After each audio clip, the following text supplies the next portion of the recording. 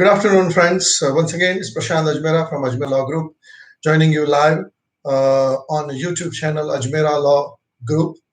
And today we're going to talk about the Residency and Citizenship by Investment program of Manitoba. But before that, we're going to talk about the Manitoba student visa programs and the Manitoba skilled worker migrations. So let's first talk about the student visa program, as most of the students are interested in immigrating to the study and then we wish to immigrate. So it's very important that we first talk about the student visa program of this one. So like any other province of Canada, Manitoba has also two type of an institute or education institute. One is education institute, which is a college, and a university.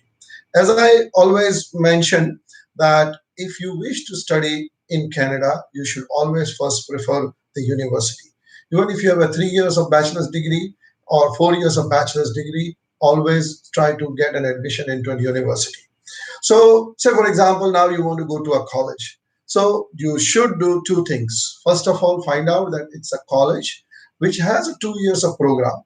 And that 2 years of programs will lead you into a job offer in an occupation which is in demand in Manitoba. If you have that job offer in demand in Manitoba, then only you will get a job. And once you worked in Manitoba for a period of 6 months or a 1 year, you can apply for a job offer once you have a permanent immigration. So if you are going to Manitoba to study into a college, you should go for a 2 years of program. That's number one. Number two, you should choose a program which is in demand, or rather that kind of an people or an occupations is in short supply in Manitoba. Number two. And number three, try to find a job related to your occupation in the province of Manitoba. Then only it can convert into an immigrations. The second category is that masters. If you have finished your 4 years of bachelor's degree in India and now you wish to do a master's in Manitoba, Manitoba has the University of Manitoba and other 2-3 universities are there. And if you finished your master's program and now you have obtained the internship in Manitoba, and if you have the internship in Manitoba, then after 1 year you can straight away apply for immigrations or a nomination. So that means you are a bachelor's degree holder from India, 4 years preferably, and then you have done a master's program in Manitoba.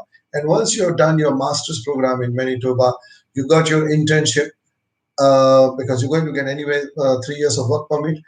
And in that, as soon as you finish your internships, you can apply straight away for the Manitoba immigrations. No job offer is required. So doing a bachelor's from India, doing a master's in Manitoba in Canada is very, very crucial, that without a job offer, straight away you can obtain for an immigration. And the third program is that which is related with the first one, that you have gone to Manitoba for a period of 2 years of study in college, and you are not in a position to find a job offer related to your occupation. So if you are not in a position to find a related or occupations, you might be in a position to give a proposal to the Manitoba government that I'm in a position to start my own business. That means I will create my own employment. And if I'm going to create my own employment, you have to give them a business plan. You have to show them that what kind of business you're going to do in Manitoba. And based on that, when the business plan is approved, then you have to sign an agreement with the government of Manitoba that you're going to run and manage this business with Manitoba, in Manitoba for a period of minimum 1 year, and then only it will convert into nominations, which will lead you to immigration. Number three, in every category which the government has mentioned, they are very, very interested in knowing that what is your connections with Manitoba, how dedicated or serious you are to stay in Manitoba after the education, after your employment. And in that case, the government would like to see that are you more inclined to stay in Manitoba or to another province? Probably you have relatives in other provinces. Probably you have studied in other provinces, or you have worked in other provinces. If this is the kind of a scenarios or situation comes up, then the government is going to look at it that you do not have a strong connection. So even if you meet all the requirements, your application can be rejected. So to study in Manitoba and then convert into an immigrations, do not go to any colleges. If you wish to go and obtain an immigration, find out first of all which occupations are in short supply in Manitoba, number one. Number two, you wish to find out uh, the proper college where you can get a work permit, and then you study for 2 years and then try to find a job and then get an immigration. That's number one. Number two, you studied for 2 years. Now you are not in a position to find a job offer, but you are in a position to start your own business, and you want to run and manage that business. You show the business plan, and that can convert into an immigration. Or the third one is that you have a master's degree from Manitoba, from a recognized university, and after finishing your master's degree, you are in a position to obtain the internships, and then internship will convert into a nominations, and nominations will go into the further uh, immigrations of Canada.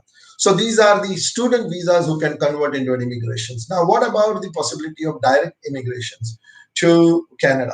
So the direct immigration to Canada is always available in Manitoba, provided, first of all, that you have a job offer from an employer in Canada. That's number one.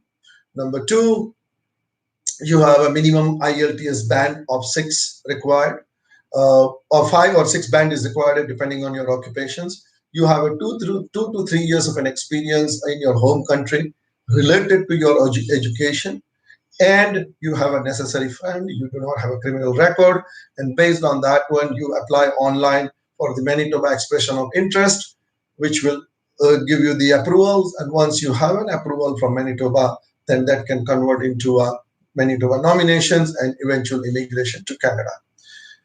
So that is for the with the job offer. If you are already working in Manitoba on some of the one of the work permit, and if you have lived in Canada for 1 year and above, and now that particular employer, the same employer, is in a ready position and ready to offer you a full-time job offer, which is approved by the Labor Department, then also you can convert that work permit into a Manitoba nominations, and that nominations can lead you to immigration to Canada. And if you are other province of Canada and you have studied, and once you finish the study there, and now you are coming to Manitoba, and you found a job in Manitoba, and it gives you a 1 year of work permit. And if you have worked for a 1 year in Manitoba in your occupation related to your educations, then also it can convert into an immigration. So these are the different programs, either direct immigrations or through the student visas. Just to summarize very quickly, first three programs I mentioned to you is for the student visas. The 2 years of programs where you can find a job and then get an immigration. 2 years of work study in Manitoba at college, 3 years of work permits, and then converted into the immigration. Or you have done direct master's program in Manitoba. Once you finish your master's program in Manitoba, you got the internships. You do not need a job offer, and straight away you can get an immigration. So most of the engineers, pharmacists, the physiotherapists who are having a 4 years and more years of degree, they should not go to colleges. Please, once again, I'm requesting, if you have a 4 years of degree, work hard, try to get a better IELTS score, and go to Manitoba University in Manitoba. Try to get an internship after your study. Once you finish your study, straight away you can go. Number three, again, I'm repeating that which is related to the graduate entrepreneur programs. Many cases you are not in a position to get a job offer after 2 years of your college study, then you can give a proposal to the government that you wish to start a business. There is no minimum investment requirement given, no anything given, but at least government would like to see your business plan, that what you wish to do it, and you're going to be self-employed, you're going to be working in that occupations, and then you have an intention to stay in Manitoba, it can convert it from immigrations. Direct immigration is with the job offer, or you have an occupation in demand. The reason occupation demand list is there, so if you come within that occupations in demand list, then also you can apply for an immigrations, and then you do not need a job offer. So you are in short supply. But most of the students and parents, the mistakes which they are making, and they are just listening to their agent and consultant, is that just send him to Canada as soon as possible without looking into it, that particular occupations, particular education which you want to do in Canada. What is the demand in that province or in that area or so and so. They do not try to find out that one. On Canada.ca website, you can find this one out, and make sure that you have a reasonable idea about your occupation. Even my three children are born in Canada and they are studying there. Still, when they try to take an admissions into a bachelor's and master's program, we always look at it that what would be the occupation outlook, what is going to be a demand, or what is going to be a demand already, which is there on the Statistic Government Canada website, CICC.ca websites is also there. And there are a couple of other websites are there as well, where you can find out that what is the NOC, National Occupation Classification of my occupations, what is the going to be demand of that one. On Statistic Canada, huge information is available for every occupations in the world you can imagine. What would be the education requirement, what would be the expected salary at the early stage, at the mid levels, at the higher levels. All this information is given in that one. And that's what you want to look at it, that what is the shortage? Is there a shortage? What is the point of going and studying in Manitoba when they have an enough number of those people in Manitoba or anywhere in Canada? So these are the two categories you have to look into it. Then the third category is we're going to talk about is business immigration category. The Manitoba has a long time the business immigration category, very popular program, particularly among the Chinese businessmen. Very few Indian businessmen has also looked into this program. So the business category of Manitoba is divided into two parts. We're going to talk about only one program, which is basically an entrepreneur program, and other program is farmer category. Most of the people, even though we have a lot of farmers here, the farmers from India is not likely to qualify because they have never worked on their farm and never managed a large size of farm, which is about 500 acres, 1,000 acre, 2,000 acres of land. Or in some of the cases, they have even some of the farm in Manitobas are as large as like about 5 to 10,000 acres of land. So under the business category, the first requirement of Manitoba Business Immigration PNP program, you should have a $500,000 or $500,000 Canadian dollars in an assets in your own name or in your wife's name, which is about a 2.5 CR. That's number one. You should have a 3 years of an experience of running and managing a business. You must have done an exploratory trip to Canada and attended one of the government sessions, which would be highly preferable. You should have a 5 band in IELTS, and you should propose a business plan that what you're going to do in Canada. In that proposed business plan, you would like to show to the government that either you are acquiring an existing business, you are acquiring a franchise, or you are starting a new business. Either of this, you can do it. In that business, you should have an ownership of 33% and above. As I mentioned yesterday about the Saskatchewan Business Immigration Program, similarly in Manitoba also, do not try to do this business with your friends and relatives just to get you an immigration. They sense this one very, very clearly. The immigration officer are very well trained. And in most of the cases, when they see that you have done a joint venture with your friends or relatives in Manitoba, they are going to go there and find out whether it is for a real purpose you have made this one, or this is just for the you are trying to do a favor to your friend who is coming from in India and who wish to get a immigration, or is one of your family members or something like that. So my advice would be that either you buy an existing business, or if you want to buy a new business, then go for a franchisees. Rather, doing something with your friends and relatives is not going to be helpful. Another aspect, again, what I mentioned yesterday in Saskatchewan, I'll mention it here again, that these are the small investment by Canadian standard. And they would like to see that when you come to Manitoba to do a business, you are serious. How do you show that you are a serious? I can say that, yeah, sir, I'm very, very serious to do my business in Manitoba.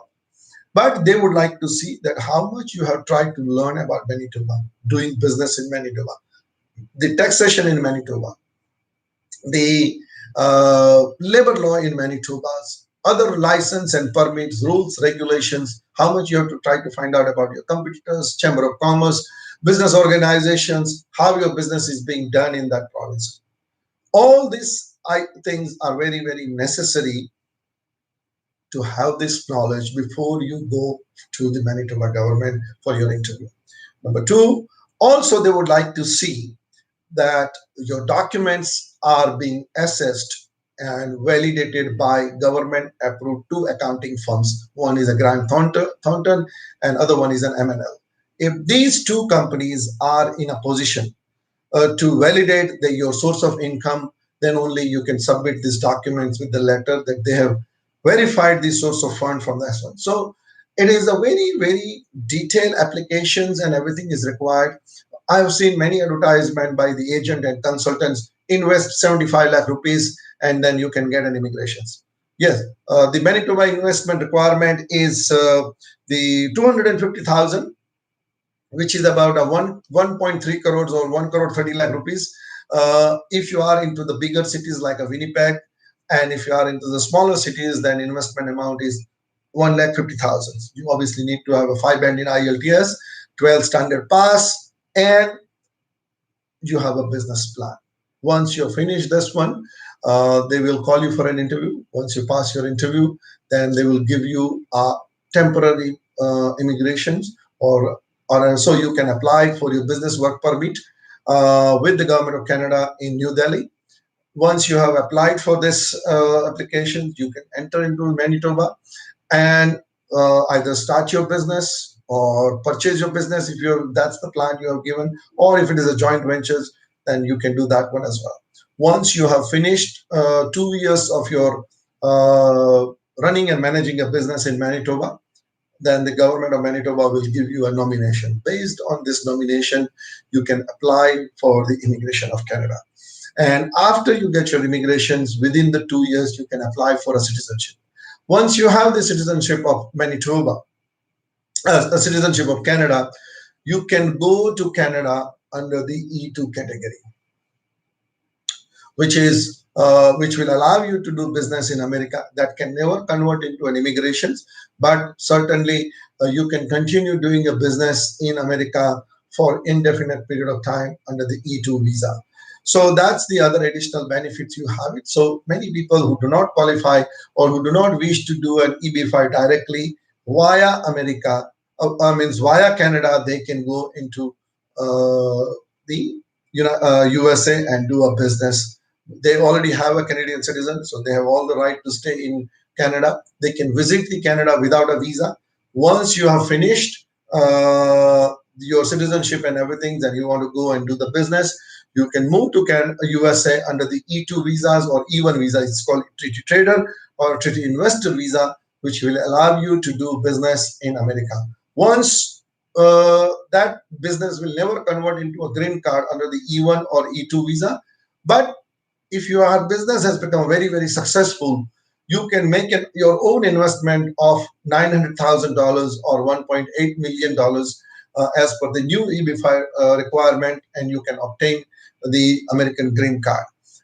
This is a long process to do it. So you should do it only at the point in time when you have your children are young, because if the children becomes over the age of 21 during all this process, then this route is not good. Then probably you want to look at the E2 visa for America under the Grenada or under the Turkey program, which will allow you to do business in USA within less than a 8 to 10 months period of time. We're going to talk about these programs afterwards. We finish the Canada, and then we'll continue doing this business immigrations for different countries in the world. So this is all about the Manitoba program. Once again, I would like to give my general advice for study and immigrations into Canada. After 12th standard, you should go and study only if money is not an issue. You should study the IELTS exams only at the institutes where they do not do the student visa advisory. Remember that the college post-graduation diploma is not a master's program in Canada. Immigration to Canada by studying into Canada is not automatically. You cannot find a job. Do not expect that you're going to find a job and then you're going to finance your educations out of that one. Study in Canada is not the only way to immigrate and settle in Canada. There are a number of programs are out there. If I look at and put all the programs together, there are more than 45 to 50 different programs are out there for settlement into Canada. It's people do not have the knowledge. They do not wish to find out that where they can qualify. And even if they have the other options available, they are just going on this. My friend is in Toronto. I want to go to Toronto. My friend is in British Columbia, so I want to go there only. And they do not wish to do the other programs. Otherwise, Canada has the most generous immigration policy in the world. I have seen it. I've been practicing it for 28 years. And under these programs, there's nothing that you cannot qualify. Most of the people should qualify, but they should have a patience. They should listen to a proper immigration lawyer and do it. For 2 to 3 crore rupees in assets, have some patience, take an IELTS exam, 4 or 5 bands, and make a business plan, and you will be successful in immigrating to Canada without any problems. But people has a very weird ideas. They want to do it everything very quickly, very fast, and they want to do it in a hush-hush manner. That means without starting a business or without doing the real business. Well, in that case, the government of Canada is not going to be welcoming you because they are looking for a businessman who can come and start these small businesses in their remote communities, small areas, small villages and town. Manitoba has a number of good programs out there. They are very open to immigrations, but they would like to see that if you have migrated under the Manitoba program, they want you to come and stay in Manitoba at least for a considerable period of time. But most of the people, their intentions are very bad, that they have a friends or relatives, or they have just crazy about staying in Toronto and they do not wish to stay in Manitoba. So they use the Manitoba as a route to stay there to get an immigration. Once they get an immigration, within a short period of time, they will move to Toronto or other parts of Canada. Please do not do this. If you keep doing this one, it is going to affect the other applicants coming after you, because Manitoba government is going to look at it that the businessmen who are coming from India are not staying, so they have to be very strict with them. In British Columbia, similar thing has happened, that the number of people coming from Punjab were applying for a business immigration category, and they saw that these are the people who are making basically an investment into their friends and relatives' business just to get them an immigration. These people didn't have an idea about how to do business, what to do business. They didn't have a business plan. 90% of these applications were rejected. And most of the times, the businessmen are trying to come to Canada.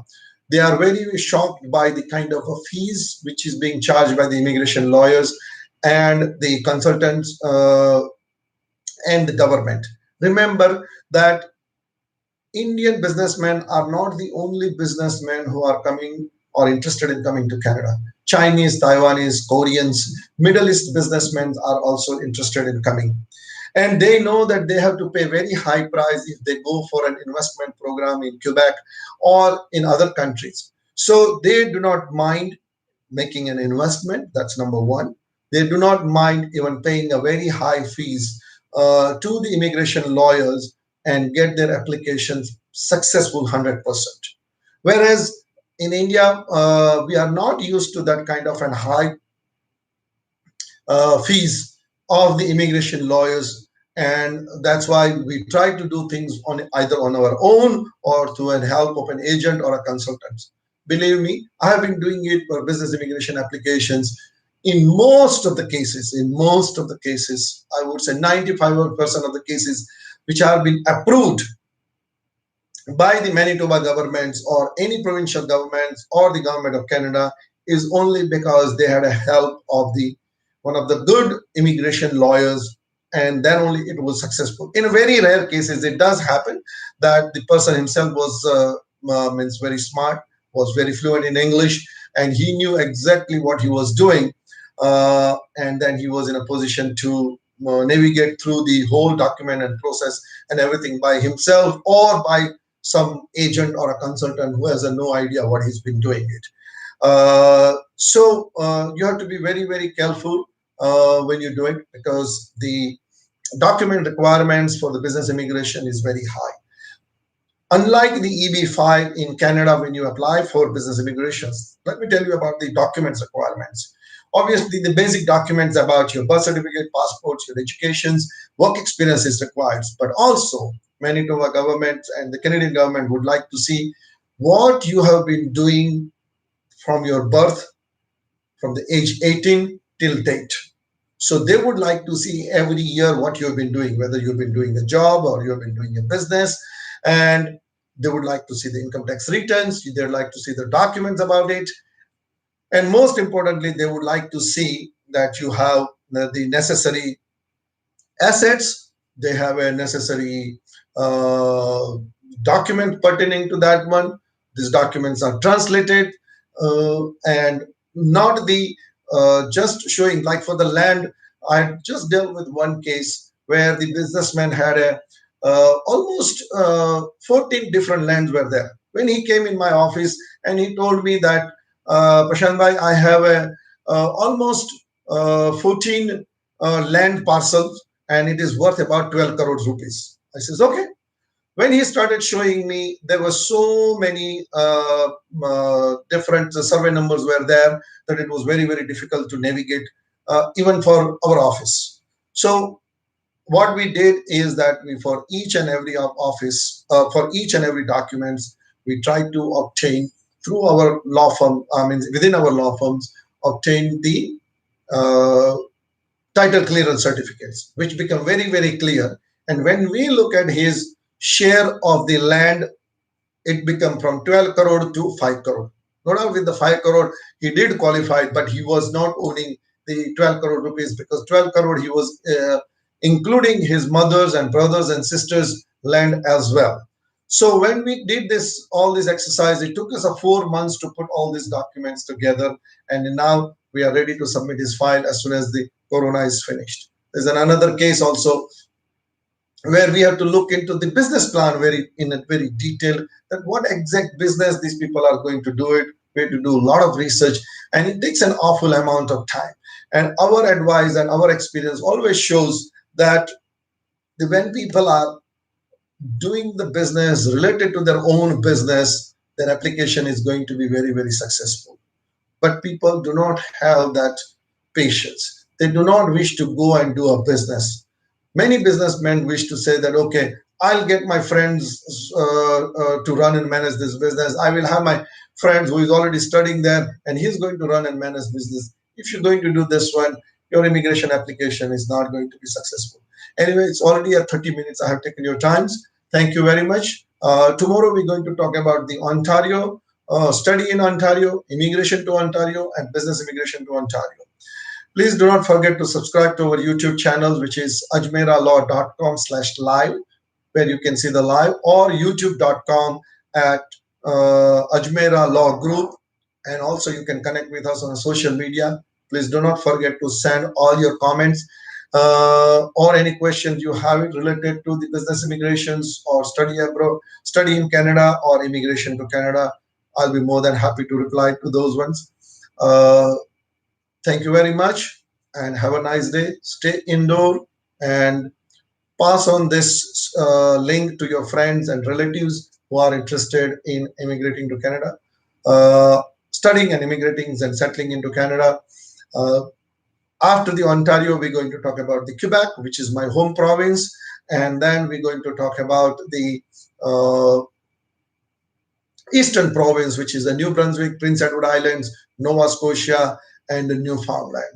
So it's going to continue for another 4 days till 20th, and then we're going to finish the Canadian immigration program, and then we're going to start with the different programs of the different categories into different countries. That would be only related to the business immigration categories, the European countries and the Caribbean countries, Australia and New Zealand.